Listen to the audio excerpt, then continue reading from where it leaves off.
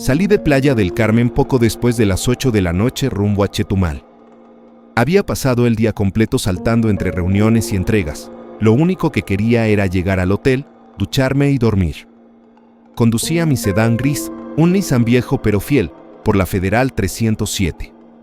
La lluvia de la tarde había dejado el asfalto brillante, como si la carretera se alargara 2 veces, una bajo las llantas y otra reflejada. A la altura de Felipe Carrillo Puerto el tráfico se volvió casi nulo. Dejé la música baja para no pelear con el sueño y abrí apenas la ventilación. Aire tibio, olor a café rancio del termo. En esa zona los operativos nocturnos no son raros. Uno se acostumbra a ver torretas azules y rojas de la Guardia Nacional, conos, patrullas con logotipos claros. Por eso, cuando vi destellos rojos y azules muy tenues en el acotamiento, levanté el pie del acelerador por inercia. Eran luces pequeñas, como de baliza genérica, y una ambulancia blanca estaba detenida con las puertas traseras abiertas. Orillé el coche a una distancia prudente. Un hombre con uniforme blanco y chaleco reflejante apareció por detrás de la ambulancia y me indicó con la mano que avanzara hasta quedar a su altura. Llevaba cubrebocas y guantes. Caminó hacia mi ventana por el lado del conductor. «Buenas noches, jefe», dijo sin presentarse. «Operativo de revisión sanitaria, hay dengue en la región. Le voy a pedir que apague el motor». No saqué las manos del volante. Lo miré, el chaleco se veía nuevo, pero la tela del pantalón estaba descolorida como de lavandería barata. La ambulancia, a primera vista, era de las comunes, carrocería blanca, una cruz mal recortada en vinil, letras genéricas. Lo raro estaba en los bordes de pintura, manchones, restos de aerosol sobre líneas que antes fueron logotipos. No había número económico visible, ni el nombre de un hospital, ni placas federales de ambulancia. «¿Me muestra su identificación, por favor?», pregunté. «Es rápido», respondió, esquivando la petición con una sonrisa que no llegó a los ojos. «Solo temperatura y apertura de cajuela». Detrás de él bajó otro paramédico. Gorra negra, cubrebocas por debajo de la nariz y un tatuaje de líneas gruesas trepando del cuello hacia la mandíbula. Traía un uniforme blanco sin ningún parche, sin gafete y botas industriales, no calzado clínico. «Abra la cajuela, patrón», dijo el del tatuaje, colocándose demasiado cerca de la puerta del conductor. No me moví. Miré por el espejo, la ambulancia estaba mal estacionada, oblicua, como barrera parcial. Alcanzo a ver dentro, entre las puertas, camilla vacía mal asegurada con una cinta, una caja plástica negra con abrazaderas como de herramienta, ni un tanque de oxígeno, ni monitor, ni bolsas de suero colgando. Nada de olores a desinfectante, solo a humedad y combustible. ¿De qué institución son?, insistí. ¿Tienen oficio del operativo? Se miraron rápido. El del chaleco hizo un gesto impaciente. «No complique, jefe. Por su seguridad». El del tatuaje se movió un paso hacia adelante y apoyó la palma en la carrocería de mi coche, bloqueando la apertura de la puerta. En la mano contraria llevaba una linterna corta, pesada. Me fijé en su cinturón. No había tijeras de trauma, ni pinzas, ni radio profesional. Algo colgaba en funda textil, quizá una navaja. En la distancia se oyó el motor grave de un tráiler acercándose.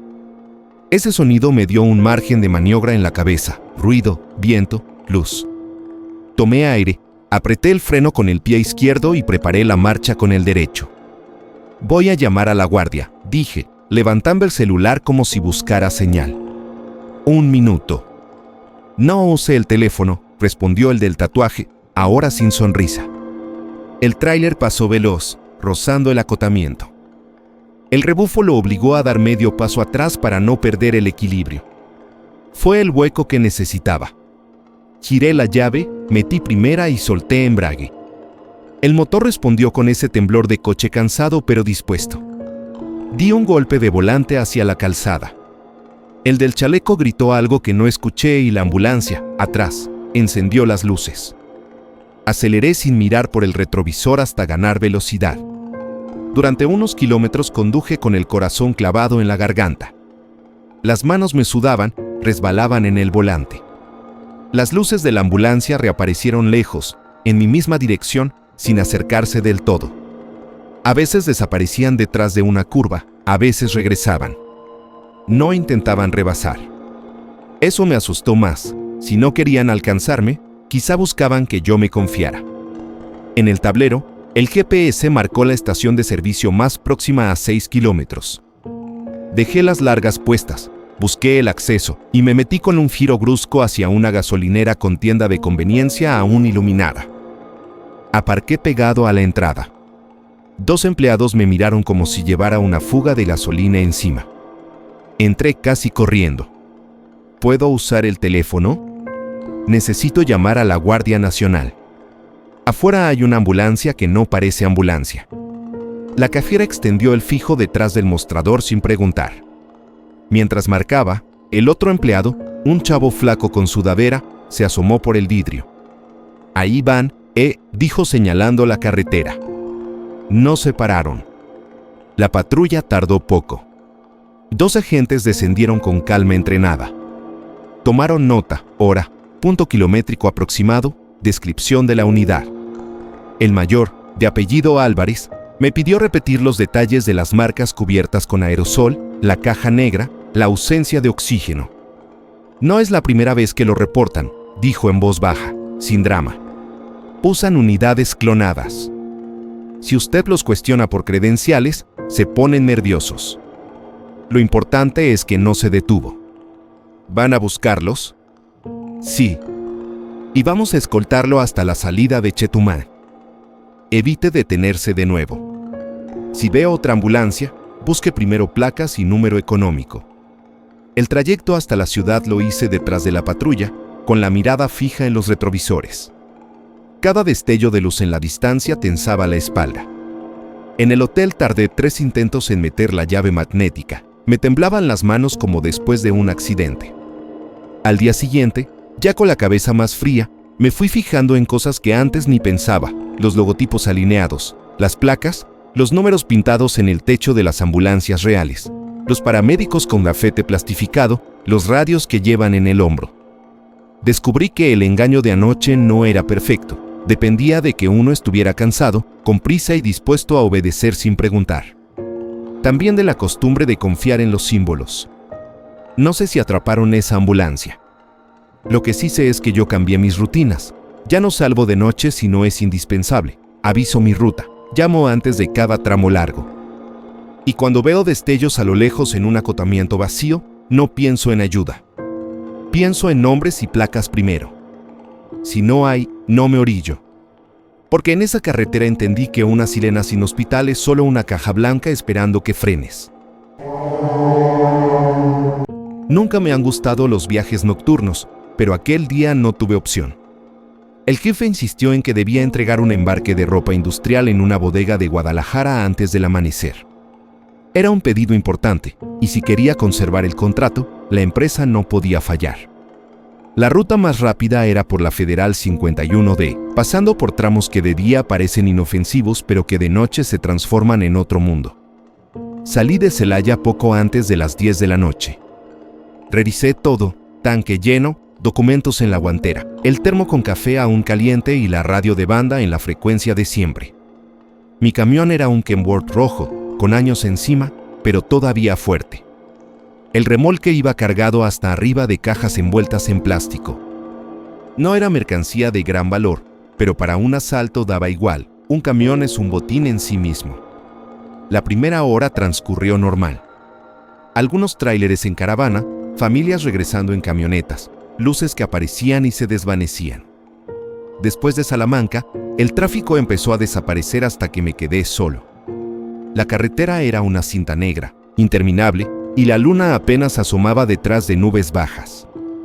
Afuera, el campo era un pozo oscuro. Adentro, el zumbido constante del motor y el golpeteo de la ventila eran la única compañía.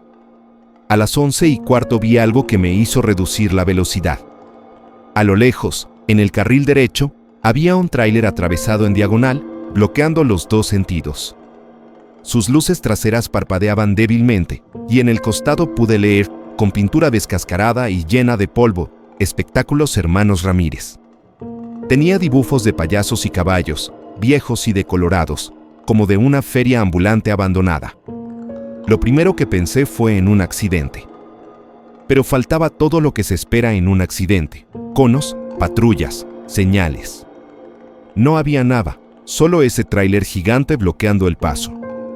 Más adelante alcancé a distinguir una camioneta vieja, sin luces, también atravesada. El estómago se me encogió. Reduje aún más la marcha, con las manos firmes en el volante. El radio estaba en silencio, el celular sin señal. Y entonces lo vi, una figura agachada moviéndose entre las llantas traseras del tráiler. No era un mecánico ni alguien pidiendo ayuda. Vestía de negro y cargaba algo metálico en la mano. Un golpe seco retumbó sobre la caja de mi camión. Fue tan fuerte que me hizo saltar en el asiento. Miré los espejos, nada. Pero ese ruido no había sido casual. Era la señal de que ya me rodeaban. Instintivamente metí reversa, pero apenas avancé unos metros una camioneta pickup salió de la cuneta con las luces apagadas, cerrándome el paso por atrás. Ahora estaba atrapado. Ya valí, murmuré con la garganta seca. 2 hombres salieron de la sombra del tráiler. Traían pasamontañas y rifles colgados del hombro. Uno me apuntó directamente con la mano, ordenándome que apagara el motor y bajara. El otro ya se acercaba a la cabina. Mi corazón golpeaba como martillo. Sabía que si me detenía ahí, no saldría con vida. La decisión la tomé en un instante. Metí primera y hundí el acelerador. El rugido del motor llenó la noche. Apunté la mole de toneladas hacia el espacio más estrecho entre la cabina del tráiler de circo y la cuneta. Los hombres gritaron. Uno levantó su arma y los disparos resonaron como petardos contra la carrocería. El costado vibró, pero no solté el volante. El choque fue brutal. El lateral de mi camión raspó el tráiler pintado, arrancando pedazos de lona y metal.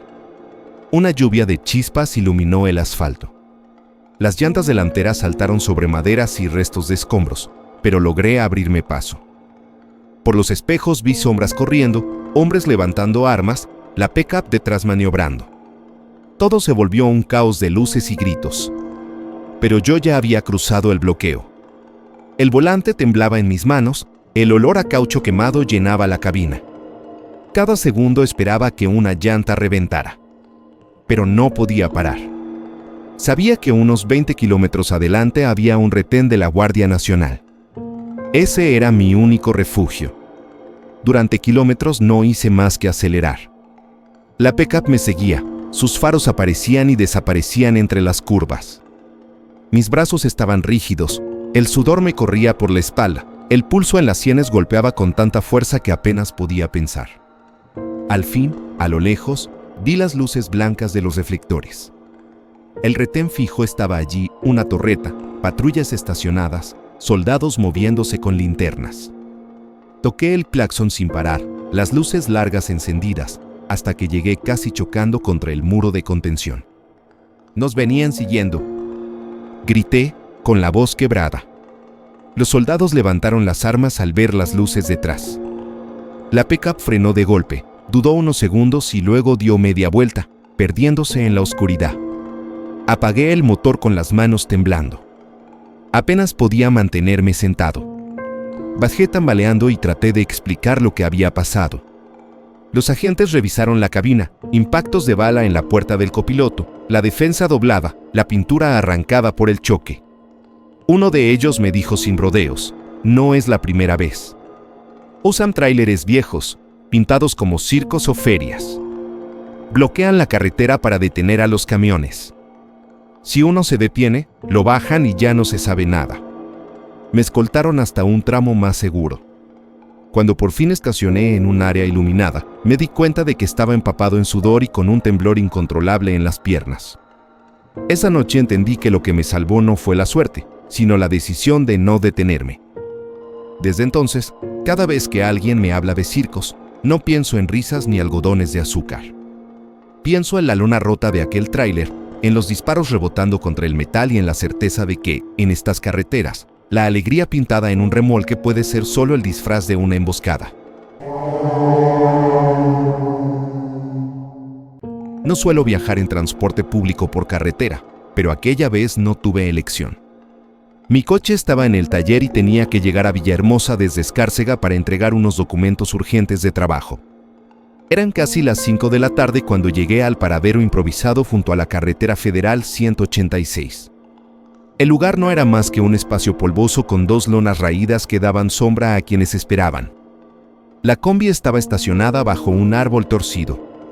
Su pintura blanca estaba desteñida y el toldo parchado con cinta gris. En el parabrisas, un cartón escrito con marcador decía, Villahermosa directo. El chofer, un hombre moreno de unos 40 y tantos años, estaba recargado en la puerta, fumando y revisando su celular. «Sale a 15, jefe», me dijo casi sin mirarme. Subí y busqué asiento al fondo. El interior olía a sudor rancio y plástico caliente. Ya había 5 pasajeros, una señora robusta con rebozo que cargaba bolsas llenas de elotes cocidos, una pareja joven con mochilas grandes y un hombre flaco de camisa a cuadros, con los ojos enrojecidos como si llevara noches sin dormir. Poco a poco se fue llenando hasta que el calor se volvió sofocante. El chofer arrancó sin decir nada. El camino principal estaba despejado y los primeros 30 minutos fueron tranquilos. La señora del rebozo platicaba con la pareja sobre los precios en la central de abasto. Yo trataba de relajarme mirando la selva baja que se extendía a los costados, verde y espesa, con olor a tierra húmeda colándose por las rendijas. De pronto, después de pasar unos topes improvisados y un par de casitas dispersas, el chofer salió del carril principal y tomó un desvío de terracería. ¿Y este camino?, preguntó la pareja. Atajo, respondió él, seco, sin voltear. No era raro que algunos choferes usaran rutas alternas para evitar retenes, pero algo en su tono me puso en alerta. Miré hacia atrás. La carretera principal ya no se veía, solo un sendero angosto rodeado de monte cerrado. La señal del celular había desaparecido. A los pocos minutos, la combi se detuvo de golpe. El motor se apagó. Por el retrovisor vi la sonrisa torcida del chofer. De entre la maleza salieron 3 hombres armados con machetes y pistolas viejas. Uno llevaba una gorra sudada y rota, otro tenía una cicatriz larga que le cruzaba la ceja. El de la gorra abrió la puerta lateral y subió de un salto. Bájense despacio y dejen todo. Teléfonos, carteras, relojes. Su voz era firme, sin titubeos. La señora del rebozo gimió y empezó a sacar sus bolsas. Yo sentí como el corazón me martillaba el pecho. Saqué mi cartera y celular y los lancé al asiento de enfrente. La pareja hizo lo mismo. El flaco de la camisa a cuadros intentó ocultar algo en el bolsillo, pero uno de los asaltantes lo vio y le pegó con el plano del machete en la cabeza. Cayó contra el asiento, quejándose. Nos hicieron bajar uno por uno. El suelo era puro lodo y piedritas. El calor húmedo pegaba la ropa a la piel. Nos alinearon junto a la combi mientras otro revisaba debajo de los asientos. «Todos al monte», ordenó el de la cicatriz. Nos empujaron por un sendero apenas visible, entre ramas que se cerraban a cada paso. El zumbido de los insectos era ensordecedor. Llegamos a un claro con una camioneta vieja sin placas. Nos obligaron a sentarnos en el suelo, manos en la cabeza. El de la cicatriz nos observaba como juez que decide el destino. Esto es rápido. Den lo que tengan de valor y cooperen. Uno de los hombres me arrancó el reloj, un Casio barato, y revisó hasta las suelas de mis tenis. La señora lloraba y pedía que la dejaran ir porque sus nietos la esperaban. El de la gorra le gritó que se callara. De pronto, un ruido de motor se acercó por el camino de tierra. Los hombres se tensaron. El de la cicatriz hizo una seña y 2 desaparecieron entre los árboles. El que quedó nos apuntaba nervioso hacia el sendero. El motor pasó de largo, pero el silencio que siguió era aún más pesado. Al rato regresaron los otros 2. «Ya estuvo», dijo el de la cicatriz. «Los vamos a regresar, pero con los ojos tapados». Nos hicieron formar de nuevo y caminar de regreso a la combi. Uno de los armados iba tan cerca detrás de mí que podía sentir su respiración en mi nuca. Tenía la boca seca y no me atrevía ni a tragar saliva. Nos subieron de nuevo y con tiras de tela nos vendaron los ojos. El chofer encendió el motor. El viaje de regreso fue lento, cada bache se sentía como una sacudida de amenaza. En algún punto empezaron a bajarnos uno por uno en distintos lugares. Cuando llegó mi turno, me empujaron fuera. Caí de rodillas sobre grava. Camina derecho y no te quites la venda hasta que no escuches nada, me ordenó una voz seca. Obedecí. Conté los pasos en la oscuridad hasta que el sonido de la combi se perdió. Entonces me quité la tela, estaba de nuevo en la carretera federal en un tramo solitario. El sol se ocultaba y el cielo se teñía de naranja y violeta. No tenía dinero ni teléfono, pero estaba vivo. Caminé más de una hora hasta llegar a un pueblo. Cada paso repetía en mi mente la misma promesa: nunca más subirme a una combi en esa carretera. Nunca más confiar en un letrero escrito en cartón. Conozco la Federal 180 desde hace años. Uno aprende sus olores: salitre que llega del Golfo aunque no lo veas, humedad pegada a los asientos, diésel que se mete en la ropa. Aquella noche de jueves, casi las 11, volvía vacío de Coatzacoalcos hacia Villahermosa. El camión era un Rabón blanco, tanque lleno, sin carga. Eso me permitía avanzar rápido y llegar a dormir a casa. Apagué la música para no pelear con el sueño, solo motor, viento y el zumbido de las llantas. El tramo estaba muerto. Ni autobuses foráneos, ni tráileres en caravana, nada. La carretera parecía una cinta flotando en una oscuridad sin fondo. Encendí las largas en un sector recto y fue cuando lo escuché, una voz por altoparlante, grave, con eco metálico, viniendo de adelante, como tiraba en el aire. Atención a todos los conductores. Deténganse en el próximo punto de control. Instinto puro, levanté el pie. Busqué con la mirada torretas azules, patrullas, conos, nada. Otro mensaje, más cerca, operativo de emergencia. Oríllese a su derecha. Mantenga el motor apagado y tenga a la mano su identificación. La voz sonaba oficial, como de tipo bueno, esa reverberación que uno asocia con la Guardia Nacional. Pero había dos cosas mal: no vi señalización previa y, a lo lejos, las luces que parpadeaban eran amarillas, no rojas ni azules, como las de un camión de mantenimiento.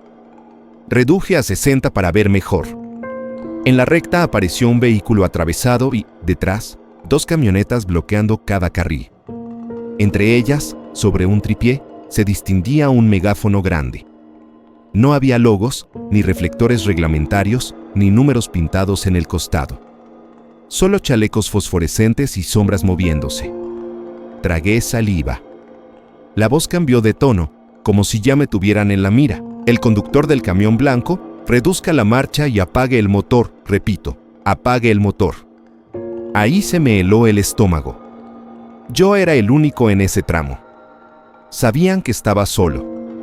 Sin pensarlo más, pisé el acelerador.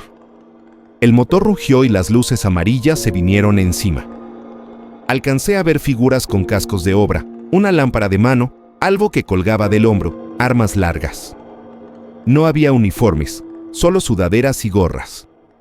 ¡Alto! ¡Alto o disparamos!, tronó el altavoz. No sé si tiraron al aire o al asfalto, pero escuché un estampido y sentí un golpe en la parte trasera. El Rabón vibró como si hubiera pisado una piedra.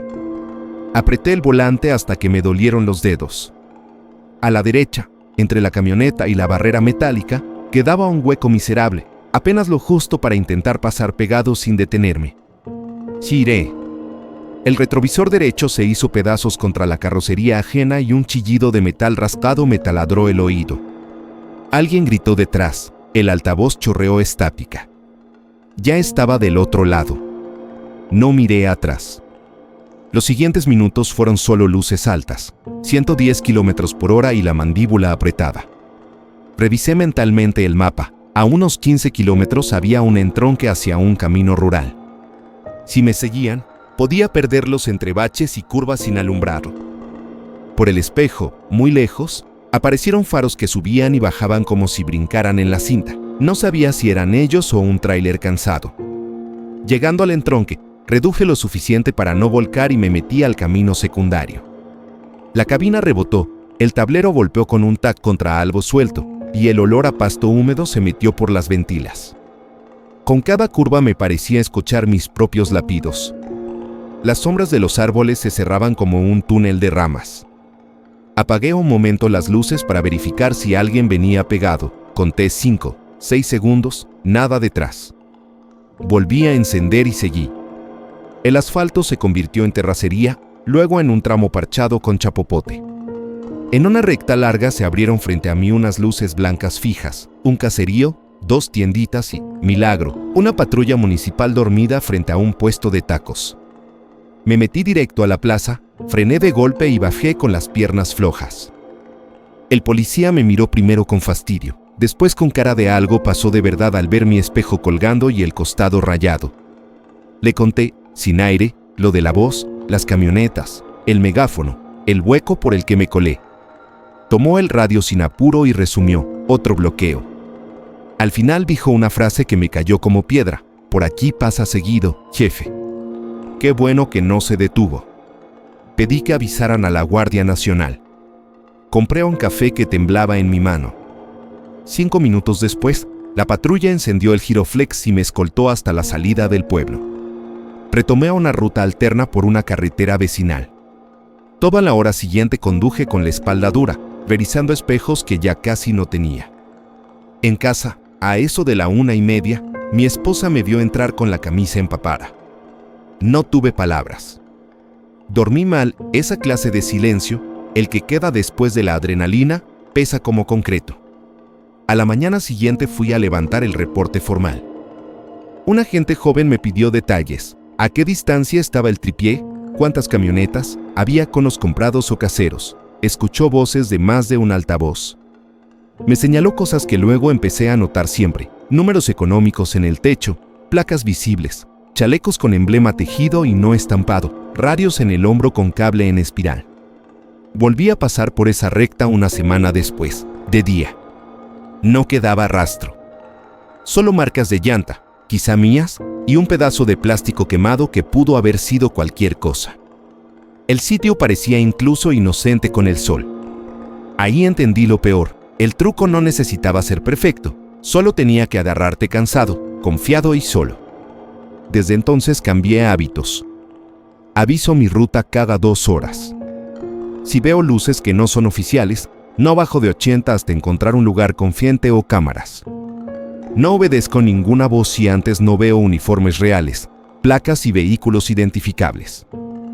Y cuando la noche está tan vacía que el viento parece hablar, apago la radio y escucho el motor. Es la única voz a la que de verdad le debo hacer caso.